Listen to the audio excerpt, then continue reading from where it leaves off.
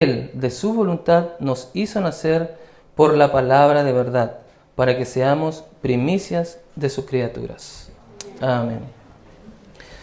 Bien, mis amados hermanos, como ya sabemos, ¿cierto?, de qué se trata esta carta, o el comienzo de esta carta. Nosotros hemos estado estudiando, ¿cierto?, de lo que Santiago aquí expone a estos hermanos que están, ¿cierto?, en la dispersión, aquellos que han sido exiliados, ¿cierto? Y nuestro Señor, claramente, en el principio de esta carta, comienza diciendo algo muy importante a través de Santiago, y empieza hablando sobre las pruebas. Amén. Y dice que tienen que tener mucho gozo, sumo, cuando tengan pruebas. También les cinta, ¿cierto?, a que ellos puedan pedir la sabiduría. Sabemos que sin sabiduría nosotros no podemos actuar en esta vida, la vida que Dios nos da. Amén.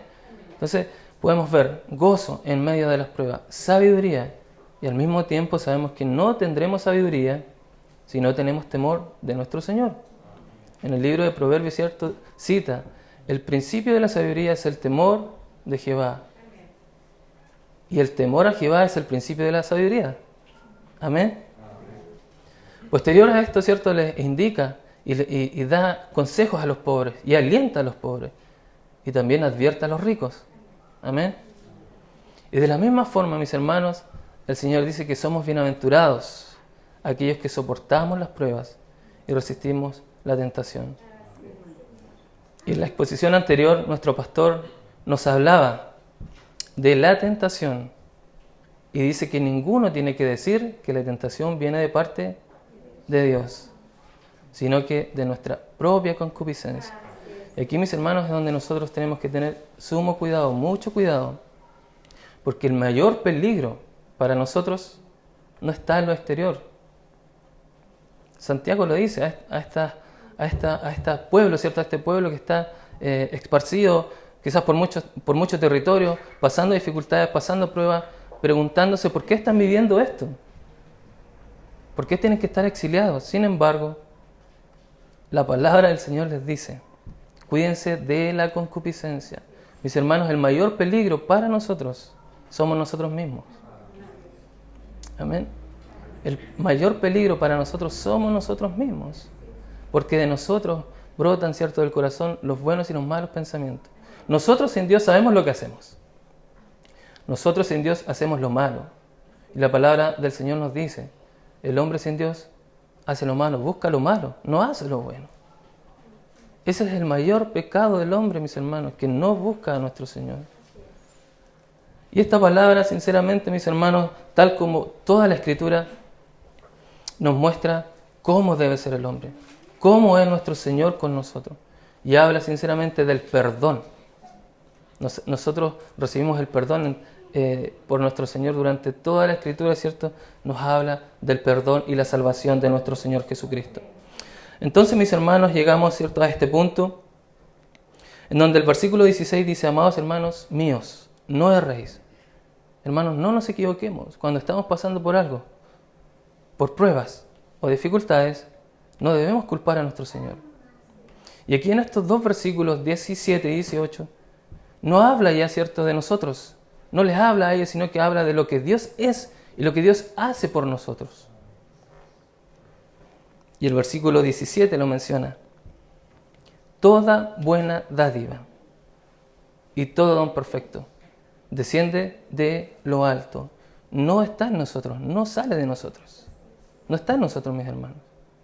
Es por eso que en el Evangelio de Juan, hablando sobre la vid y el fruto que nosotros tenemos que dar al estar conectados en la vid, dice la palabra del Señor que separados de nuestro Señor nada podemos hacer.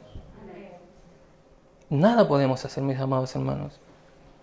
Entonces, como primer punto, mis hermanos, vemos que de Dios viene todo lo bueno.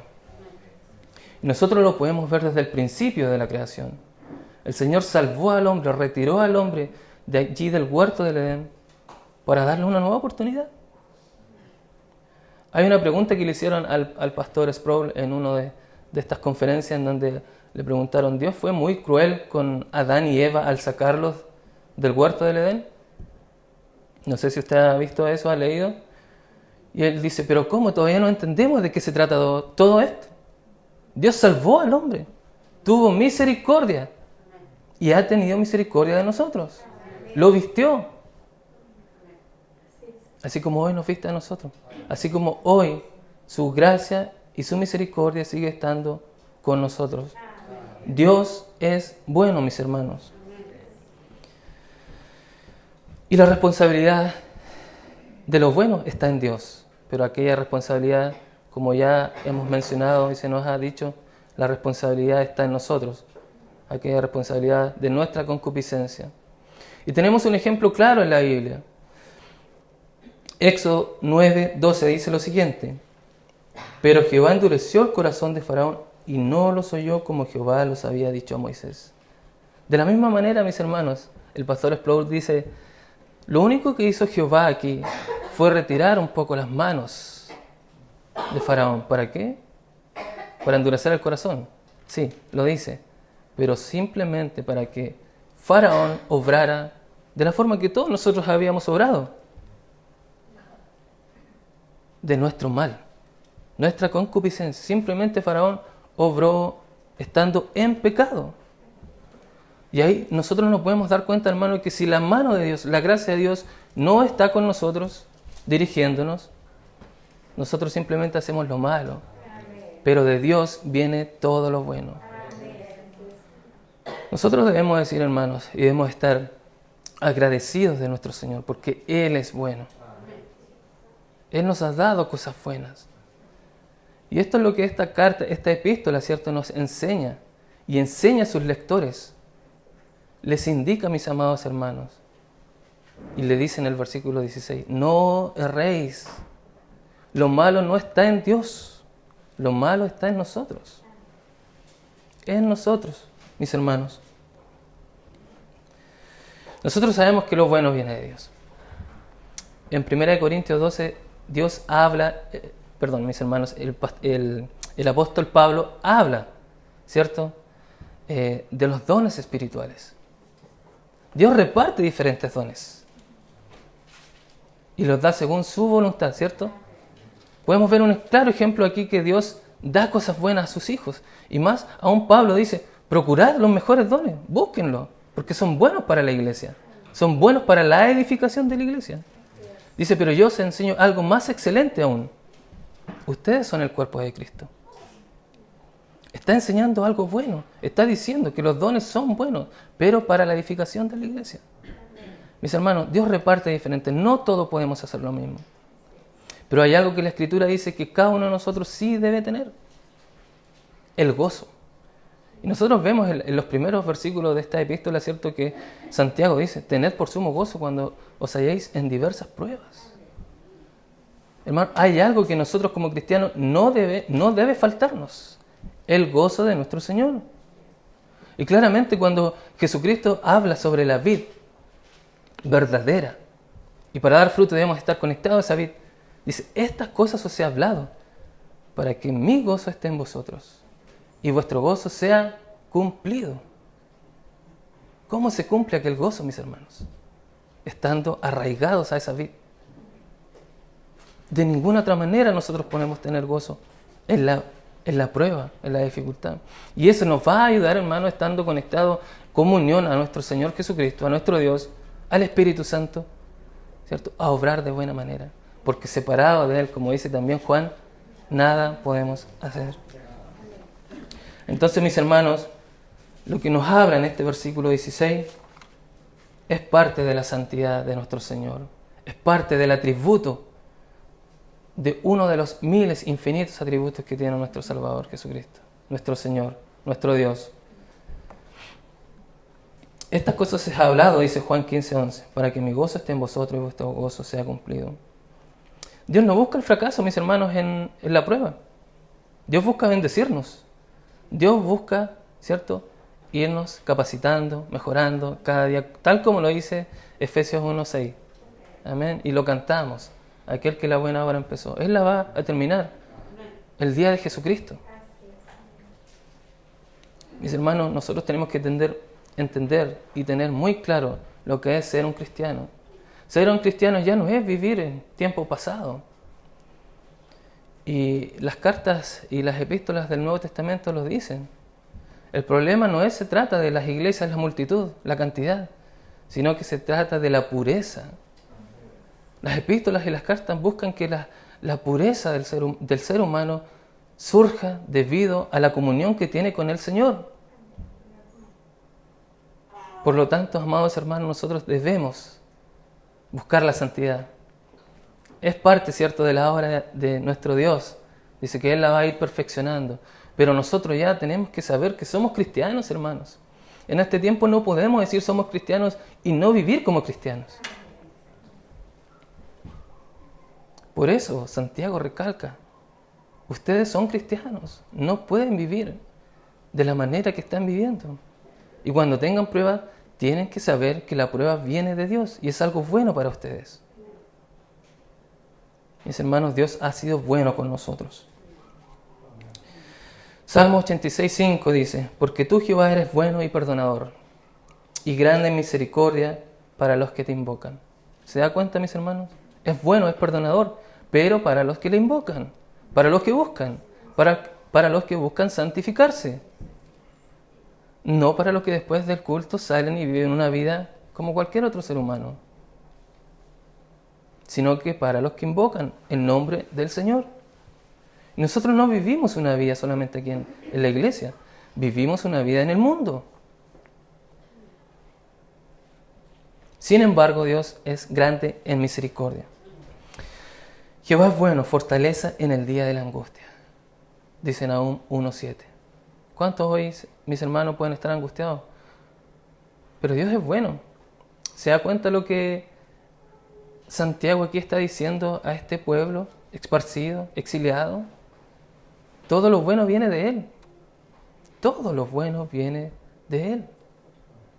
Él es bueno. En el día de la angustia, Él es nuestra fortaleza. Salmo 119:68 dice, bueno eres tú, bienhechor, enséñame tus estatutos.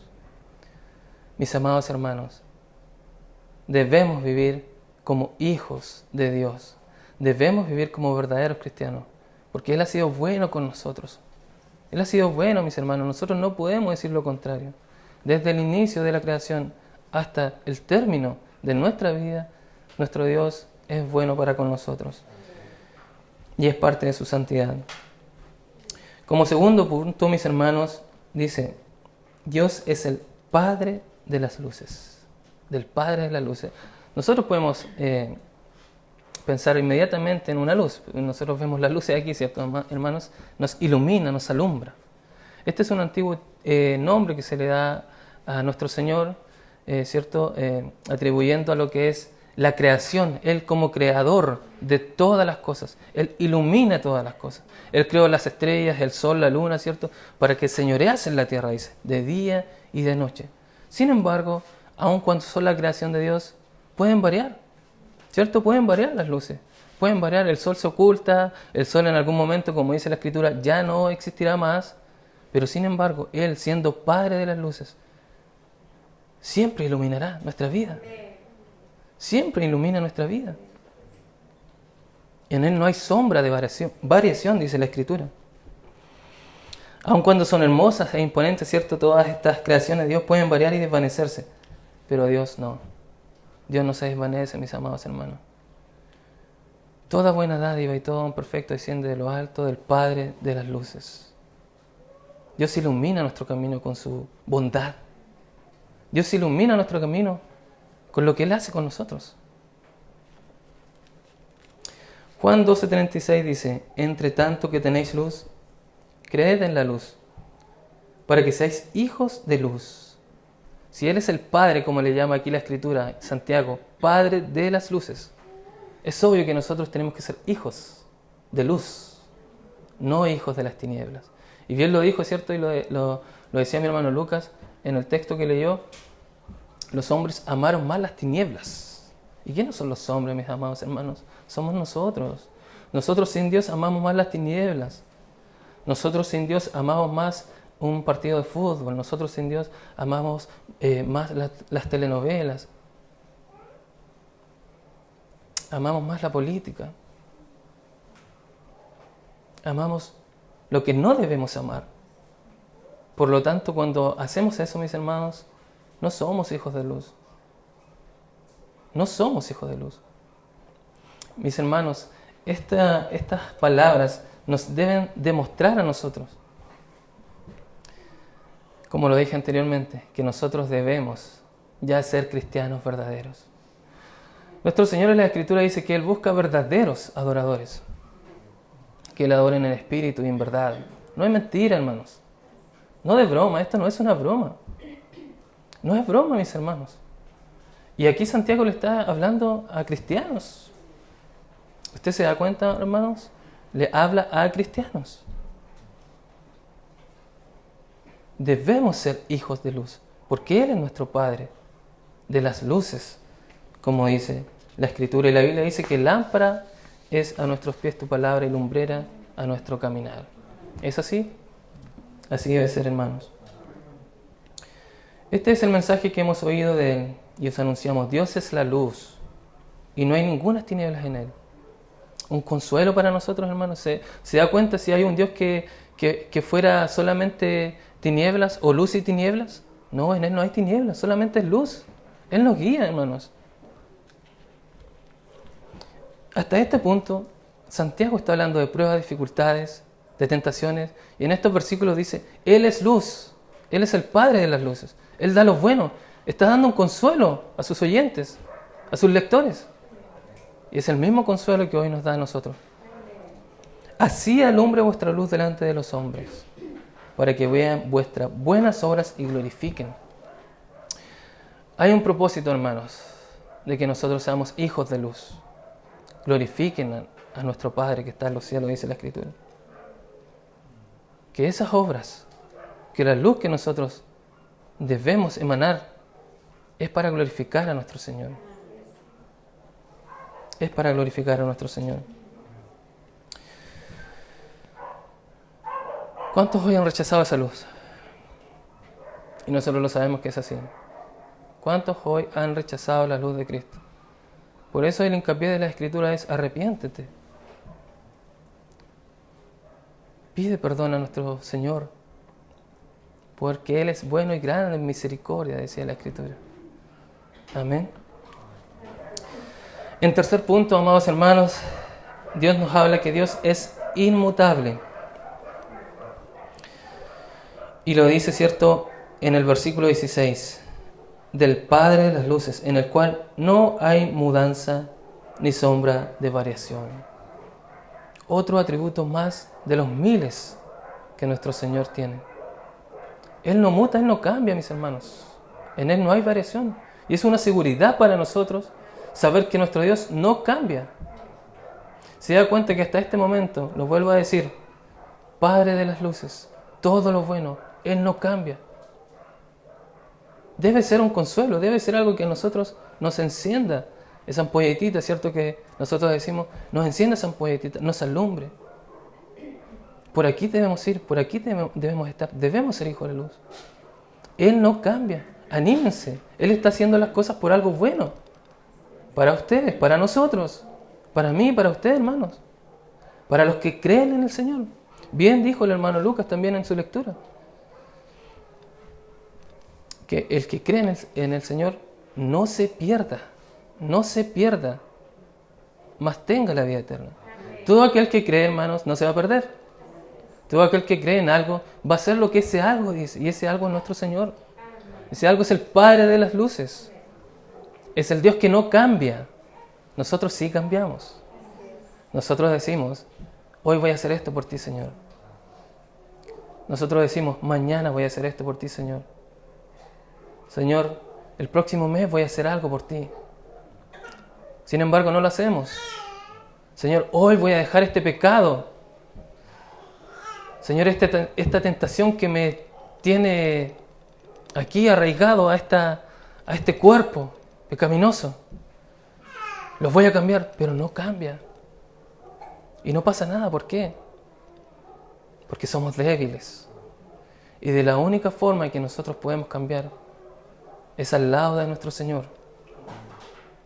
Mis hermanos, por eso ya basta. Yo creo que muchas veces hemos escuchado esta palabra, basta de ser cristianos mediocres. Yo me considero un cristiano mediocre. Porque cuántas veces también he dicho lo mismo. Cuántas veces he querido cambiar algo y no lo cambio. Pero Dios es grande en misericordia. Dios no muta, Dios no cambia. Hay textos que dicen que Dios se arrepintió. Pero sabemos que no es así. Hay un texto, mis hermanos, que está en Jonás, capítulo 3, versículos 9 y 10. Este pueblo dice, ¿quién sabe si se volverá y se arrepienta Dios y se aparte su ira y pereceremos? Y el versículo dice, y vio Dios lo que hicieron, que se convirtieron de su mal camino y se arrepintió del mal que había dicho que les haría y no lo hizo. Dios se arrepintió, hermanos. Dios no se arrepiente. Simplemente Dios dictaminó que ese pueblo iba a ser salvo por su gracia y su benevolencia y su misericordia. Aquí se usa, hermanos, una palabra antropoformismo. Es un poco difícil de decirla, pero dice lo siguiente. Siendo un Dios, sabemos que Dios es espíritu, no tiene materia. En la Biblia se le atribuyen frecuentemente cualidades humanas, contribuyendo así un antropoformismo. Así, Dios parece representado como un ser dotado de características físicas y emociones humanas. Esto es simplemente para que nosotros entendamos lo que Dios está haciendo. Cómo Dios obra en su creación, cómo Dios obra en nosotros. No es que Dios se arrepintió y dijo, oh, qué buenos estas personas de Nínive. Se arrepintieron, son tan buenos y ahora van a hacer lo bueno. Y los voy a perdonar. Qué malo, si yo que los quería castigar. No. Dios dictaminó desde antes de la creación, de la fundación del mundo. Dice, a los que predestinó, a estos también llamó y justificó. Hermano, Dios no cambia, Dios no muta. Un atributo hermoso de nuestro Señor que nos alienta a seguir adelante en medio de las pruebas y que nos alienta a que nosotros debamos no caer en tentación, en concupiscencia. Aquí solo Dios aplica su misericordia y gracia al arrepentimiento del hombre y de considerar que Él quiso perdonar a este pueblo. No debemos olvidar, hermanos, que Él es un Dios soberano y omnisciente. Él sabe todas las cosas. Aun cuando Él sabía que este pueblo se iba a arrepentir, no lo hizo porque ellos cambiaron, sino porque Él había dictaminado salvar a ese pueblo. Así como dictaminó salvar por medio de Jesucristo a todo aquel que cree y no se pierda, y va a tener la vida eterna. Por eso es tan segura la salvación para nosotros, amados hermanos, porque no es una obra nuestra, es una obra de nuestro Señor. ¿Cierto? Nosotros hemos escuchado esta frase, solo Dios puede salvarnos de Dios, su ira. Solo Dios puede salvarnos de Dios, nosotros no, mis hermanos. Nuestro activismo, nuestras obras no nos salvan. Sí, como dice Pablo y como lo citaba anteriormente, nos ayudan a que la iglesia vaya creciendo. Y Dios reparte para que nosotros trabajemos en favor de la iglesia. Porque tal cual como dice ese mandamiento, amarás al Señor tu Dios con toda tu alma, mente, fuerza, y amarás a tu prójimo como a ti mismo. Si no amamos a Dios, no vamos a ayudar, no vamos a amar a nuestro prójimo. Nos vamos a hacer que esto avance en conjunto. Nos vamos a hacer que esto sea una iglesia verdadera. Y así nosotros sabemos que fue la iglesia primitiva, la primera iglesia.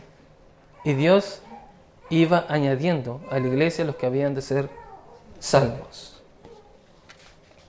Entonces, mis hermanos, este título de antropoformismo es para que nosotros podamos entender lo que Dios hace. Dios no se arrepiente, simplemente nos representa de esa manera para que nosotros entendamos lo que Dios hace a favor nuestro y tiene misericordia de nuestras vidas. En Salmo 132 dice, Señor, oye mi voz, y tus oídos, estén atentos tus oídos a la voz de mi súplica. Nosotros sabemos, ¿cierto?, lo que dice la palabra del Señor. Su rostro es de fuego, cuando abre su boca es trueno la voz del Señor. No es como nosotros, Él es espíritu, no es materia, Pero sí la Escritura expresa de esta manera para que nosotros entendamos que sus oídos, sus ojos están atentos a los justos y sus oídos atentos a sus oraciones, dice la Escritura. Se representa para que nosotros podamos entender. Por lo tanto, mis hermanos, en este atributo de Dios, Él no cambia, es inmutable. Amén. Como cuarto punto, mis hermanos, pasamos al versículo 18. Y dice que es la voluntad de nuestro Dios. Él, de su voluntad, nos hizo nacer, da a luz.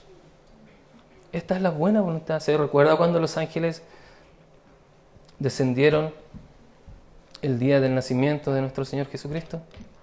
Paz y buena voluntad para con los hombres.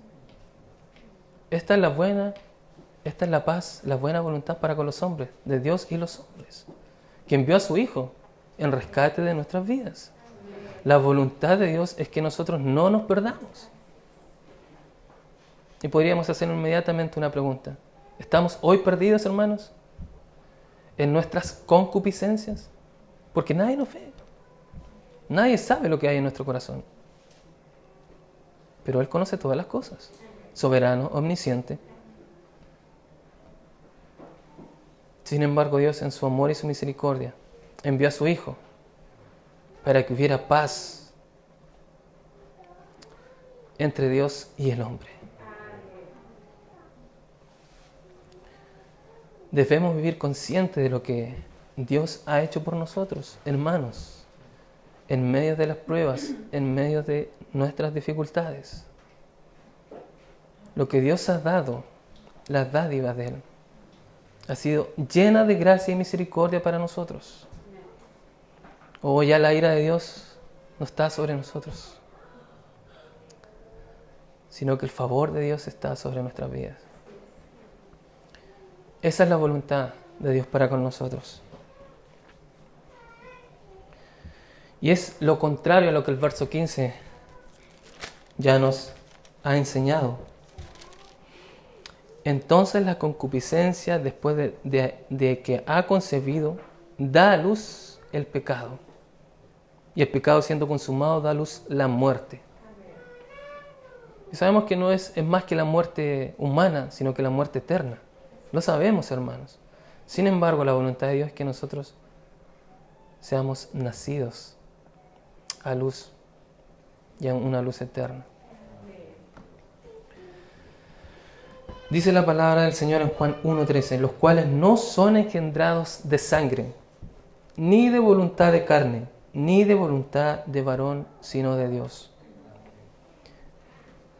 Mi hermano Lucas leía, ¿cierto?, el nuevo nacimiento. Y Jesús lo expresó a Nicodemo. Para ver el reino de los cielos, para estar en el reino de Dios, es necesario nacer de nuevo. Y es lo que quiere nuestro Señor de nosotros, hermanos. Y Jesús le dice a Nicodemo en ese momento, Moisés levantó la serpiente en el desierto. Y así también el Hijo del Hombre debe ser levantado. Este nuevo nacimiento no es obra nuestra tampoco, mis hermanos, sino que es una obra de nuestro Señor, nuestro Dios. Moisés levantó la serpiente y Jesús fue levantado ahí en la cruz del Calvario. ¿Para qué? Para el perdón de nuestros pecados. Esa es la voluntad del Señor, que nosotros nazcamos de nuevos. Vivamos una nueva vida, hermanos. Una nueva vida que nos ayuda a vivir y enfrentar las pruebas. Una nueva vida que nos ayuda a vencer las tentaciones. El libro de Santiago más adelante dice, resistid al diablo y huirá de vosotros. Nuestro Señor Jesucristo fue tentado, hermanos. Usted lo sabe, lo sabemos, en el desierto. Y quizás cuántas otras veces también Satanás quiso tentarlo. Pero el Señor Dios dijo, no solo de pan vivirá el hombre, sino de toda palabra que sale de la boca de Dios.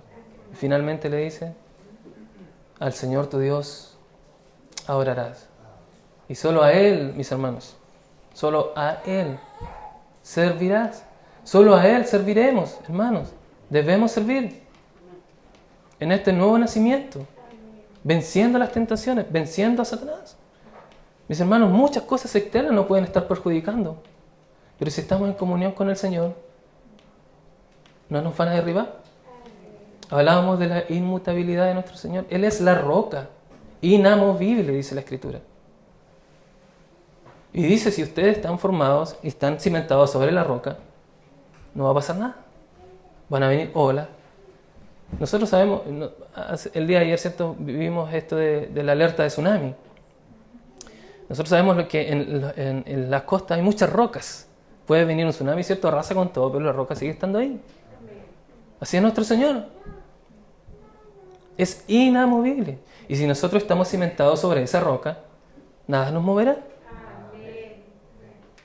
Nada nos va a mover.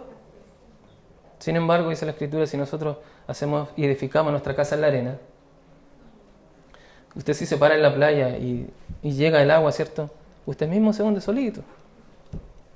Empieza a hundirse los pies. Así será nuestra vida. Y nos hundimos y terminamos cayéndonos en el suelo. Y si no está Dios con nosotros, nadie nos puede levantar. Sin embargo, es la roca inamovible. Primera de Pedro 1:23 dice lo siguiente, hermanos: siendo renacidos, no de simiente corruptible, sino de incorruptible, por la palabra de Dios que vive y permanece para siempre. Es la palabra de Dios la que nos mantiene firmes. Es la roca de nuestro Señor que nos mantiene firmes y seguros. Según nos escogió desde antes de la fundación del mundo, dice Efesios, para que fuésemos santos y sin manchas delante de Él, en amor habiéndonos predestinado para ser adoptados hijos suyos por medio de Jesucristo, según el puro afecto de su voluntad. Lo decíamos hace un rato, ¿cierto? Esa es su voluntad, lo que Él quiso hacer por nosotros, para alabanza de su gloria, nuevamente, para glorificarle solamente a Él, la cual nos hizo aceptos en el amado. No sé si para usted son consuelo estas palabras, amados. No sé si para nosotros son consuelos estas palabras en medio de las pruebas. Nosotros sabemos que el libro de Santiago es multitemático, digamos, de alguna manera, ¿cierto? Pero hasta este punto Dios está hablando de la prueba y la tentación. El apóstol Santiago dice, y nos advierte cómo debemos vencerla, y nos dice de la manera que debemos vencerla. Hay un Dios que está haciendo todo lo bueno. Hay un Dios que está haciendo todo lo necesario para que nosotros podamos crecer y ser santificados. Ahora, mis hermanos, ¿cómo ocurre esto? ¿Cómo ocurre esto? ¿Cómo ocurre este nuevo nacimiento? ¿Cómo ocurre que nosotros podamos vencer la tentación? ¿Cómo ocurre que nosotros podamos soportar la prueba? ¿Cómo ocurre que nosotros tengamos gozo en medio de la prueba? Por la palabra de verdad. Y lo dice el verso 18. Para que seamos primicias de sus criaturas. Nos hizo nacer por la palabra de verdad. La palabra de verdad. Si oyeres hoy su voz, dice la Escritura, no endurezcáis vuestros corazones, como en la provocación. ¿Somos sus ovejas? Mis ovejas oyen mi voz. Y yo las conozco, dice la palabra. Y aún más, dice, y me siguen. Somos las ovejas. Dios nos conoce claramente. Pero seguimos la voz del pastor. Seguimos la voz de ese pastor. Otra nueva pregunta que nos podemos hacer. ¿Realmente oímos la voz del Señor? Decimos que somos cristianos, somos sus ovejas, pero vivimos para la gloria de Dios. Decimos donde el pastor nos llama, vamos donde el pastor nos llama. Una de las cosas que nos debe llamar la atención, hermanos, cuando Isaías vio esta visión, ¿cierto? Y se vio parte de la gloria de Dios. Y él dijo, ¡ay de mí!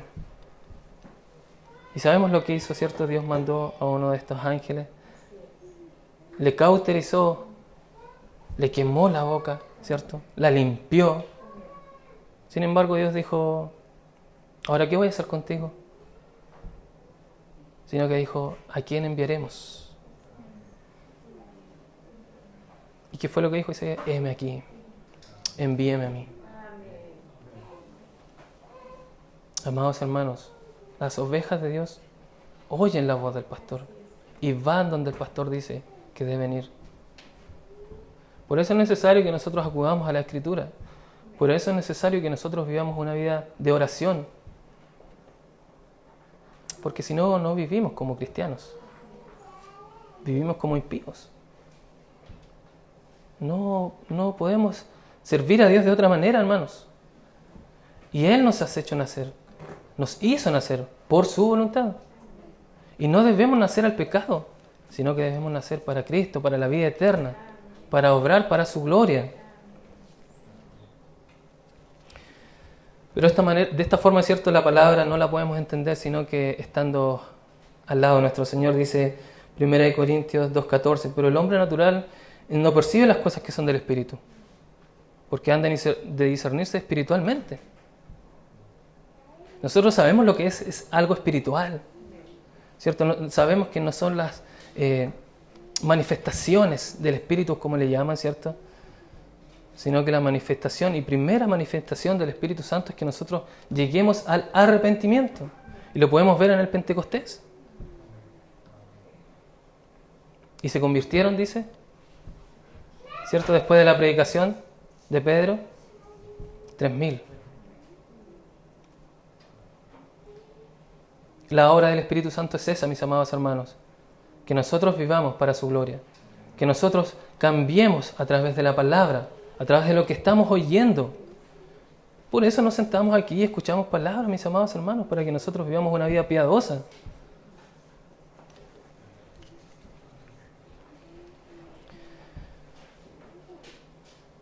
Mis hermanos, la palabra del Señor debe calar hondo en nuestros corazones. Hay un texto que me encanta, hermanos, y creo que a todos también debería encantarnos y hacernos ruido. Dice la Escritura que cuando Jesús iba camino a Emaús, ¿cierto? Hablándole a estos dos discípulos, les declaraba las Escrituras, les abrió las Escrituras, les habló la palabra. Ellos decían, ¿no ardía nuestro corazón cuando nos declaraba nos abría las Escrituras? ¿Arde tu corazón, mi amado hermano, con la palabra del Señor? ¿Arde mi corazón con la palabra del Señor? Un texto puede cambiar la vida de una persona. Y nosotros lo vemos, sabemos que los grandes teólogos de la fe así fueron cambiados, muchos de ellos. Un texto. Algunos escuchando algo, fueron a la Escritura, leyeron y cambiaron sus vidas. Es una obra que el Espíritu hace a través de la palabra. ¿No ardía el corazón de aquellos? Ellos se preguntaron. ¿No ardía nuestro corazón cuando Él nos hablaba y nos abría las Escrituras? Mis hermanos, debe arder nuestro corazón cuando escuchamos la palabra de nuestro Señor. Nos debe consumir, nos debe quebrantar para llegar delante de su presencia. Él os dio vida cuando estábamos muertos en vuestros, dice la Escritura, delitos y pecados, en nuestros delitos y pecados. Vuelve a mencionar, ¿cierto?, que en nosotros está lo malo, en nosotros está lo que nos lleva a la muerte eterna. Pero Él os dio vida. Y dice la Escritura que somos primicias de sus criaturas. La primicia sabemos que nosotros es lo primero del fruto de algo, ¿cierto? Lo primero que se puede entregar, o la primera noticia. Y Él nos ha hecho primicia de sus criaturas. Amados hermanos, dentro de la restauración de todas las cosas, nosotros somos las primicias de nuestro Dios. Él nos ha restaurado. Él nos ha hecho renacer por la palabra de verdad, para que seamos lo primero de esta restauración final de todas las cosas. Y sabemos que nosotros ahora aquí en esta tierra no estamos restaurados completamente. Sabemos, ¿cierto? Y lo hemos dicho. Dios está haciendo una obra de santificación en nosotros. Y nosotros debemos amar la santificación. Hay un texto que también, mis hermanos, nos debe llamar la atención y nos debe hacer pensar lo siguiente. El texto de Salmos 42. Dice que como el ciervo brama por las corrientes de las aguas, así clama por ti, oh Dios, mi alma tiene sed. Y David lo dijo en un momento difícil. Sin embargo, él clamaba por la presencia de Dios. Anhelaba estar al lado del Señor. Anhelaba que Dios dirigiera su vida. Y al final de ese capítulo dice, esperaré en Él. Espera en Él. Espera en Dios. Anhela y sin embargo espera. No está desesperado. En la prueba y la dificultad, ¿usted está desesperado, hermano? ¿O espera en Dios? Pero esa espera no va a llegar a su vida si usted no anhela a Dios, no busca a Dios como ese siervo que brama por las corrientes de las aguas, dice la Escritura. Debe ser aquí entonces, amados hermanos, un aliento, una esperanza, como ya lo hemos dicho, consuelo, gozo, para los que Santiago escribía esta carta. Y para nosotros, ser primicia de sus criaturas también es una gran bendición. Ser lo primero de la restauración de todas las cosas. Sabemos que habrá un cielo nuevo, hermanos, y habrá una tierra nueva. Y ahí estaremos nosotros, por la obra de nuestro Salvador Jesucristo. Todas las cosas, amados hermanos, nos ayudan a un bien, dice la Escritura. Todas las cosas. Las aflicciones, las pruebas. Y si nosotros soportamos la tentación, también nos van a ayudar a un bien. Para terminar, amados hermanos,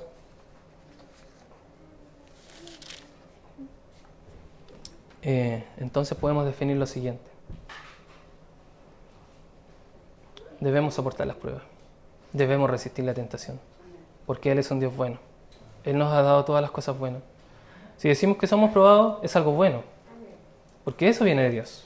Porque dice que la prueba viene de Dios, más la tentación de nosotros. Pero debemos seguir padeciendo, hermanos. Debemos seguir viendo pruebas. Y nuestra carne va a seguir luchando contra el Espíritu. Vamos a seguir en esta lucha.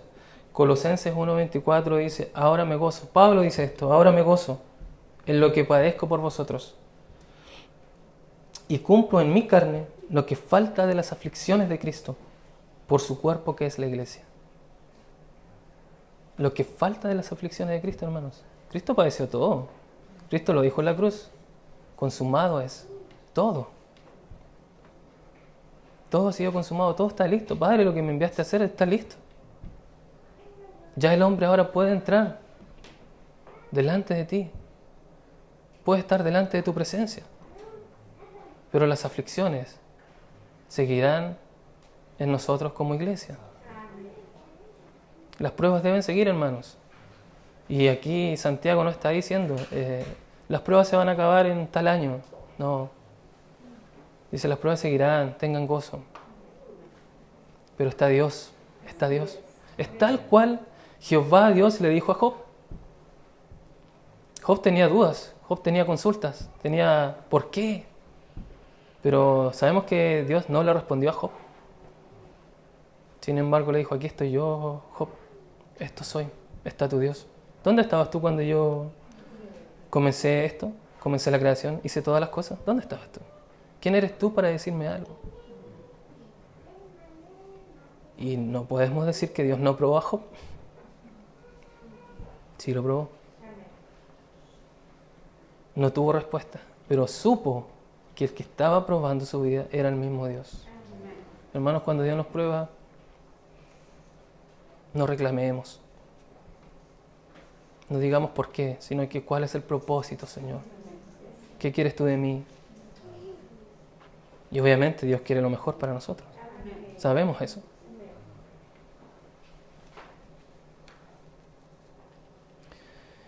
Y hay algo, hermanos, que nosotros tenemos que también tener muy en claro. Sabiendo que Dios quiere lo mejor para nosotros, no quiere que nos perdamos y que nos salvemos. Amén. Salvemos de la ira de Dios. En Apocalipsis 14, del 14 al 20, hay una visión que habla de un hombre, de hijo del hombre, dice la Escritura, que ciega la tierra, el grano y la uva. Dice que la mies cuando está madura la ciega y la uva cuando está madura la ciega. Pero sin embargo la uva la pone en un lagar. Para que entienda, hermano, quizás en un foso y la pisotea. La ira de Dios caerá sobre aquellos que no creen en Dios. Por eso es tan importante, mis hermanos, y aquí también podemos nosotros observar que la palabra de nuestro Señor habla. El Evangelio está aquí presente. La misericordia de Dios. Mis hermanos, nos vamos a librar de esa ira de Dios. Dice que va a pisotear, la va a pisar. Y en este lagar, ¿cierto?, es donde se prensa la uva. Nosotros sabemos que Dios no va a sacar sus enormes pies, ¿cierto?, y nos va a pisar. Pero imagínese usted cómo sería o cómo será la ira de Dios derramada sobre aquellos que no buscan a Cristo, los que no se arrepienten, hermanos. Por eso, si aquí hay alguno de nosotros, hermanos, que aún les falta, debemos tener en cuenta esta palabra. Debemos tener en cuenta de lo que Dios nos está librando. Su ira, hermanos, caerá sobre nosotros, caerá sobre todos aquellos que no hacen su voluntad. En el libro de Eclesiastés habla de las desigualdades que tiene esta vida y que tanto a justos y a injustos, a impíos y a los que no lo son, les suceden las mismas cosas, hermanos. Pero hay algo que advierte allí esa palabra, que los vestidos, nuestros vestidos, deben seguir siendo blancos. Nosotros debemos seguir siendo hijos de Dios, hijos de luz, porque somos primicia de sus criaturas, porque de Él viene todo lo bueno. La responsabilidad está en nosotros, amados hermanos. El Señor nos ayude a poder ser cristianos, de verdad, hermano. Y demos gracias a Dios por su gran misericordia, por su gran bondad. Oremos, hermano. Padre, gracias le damos, Señor, por su gran misericordia, su gran amor. Oh Señor Santo, eres tú, Señor, en donde podemos ver, Señor, en estos versículos, tu santidad, tu deidad, Señor, el propósito, Señor, tu voluntad para con nosotros, Señor. Simplemente algo bueno, Padre. Ayúdenos a reflexionar, Señor, en esta palabra, Señor, que tú nos has entregado y a vivir en ella, Padre. No tan solo a saberla, sino que a ser oidores y hacedores de esta palabra, Señor. Tu palabra, Señor, es más dulce que la miel, dice la Escritura. Y así debe ser para nosotros, Señor. Tu palabra, Señor, llena de gracia y llena de misericordia. Exaltamos tu nombre, Señor, en este momento. Señor, y tal cual, Señor, esta carta, esta epístola, Señor, nos indica que debemos seguir adelante porque de Dios viene todo lo bueno. Todo lo bueno viene de Dios. Y es su buena voluntad hacernos primicia de sus criaturas. Te agradecemos, Señor, enormemente. Pero que en nuestro diario vivir, Señor, se vea esta gratitud a ti, Señor. Que solo sea para tu gloria, Padre Santo. Te damos gracias, Señor, y te rogamos que sigas con nosotros, Padre. Toda la gloria a ti en el nombre de Jesús. Amén.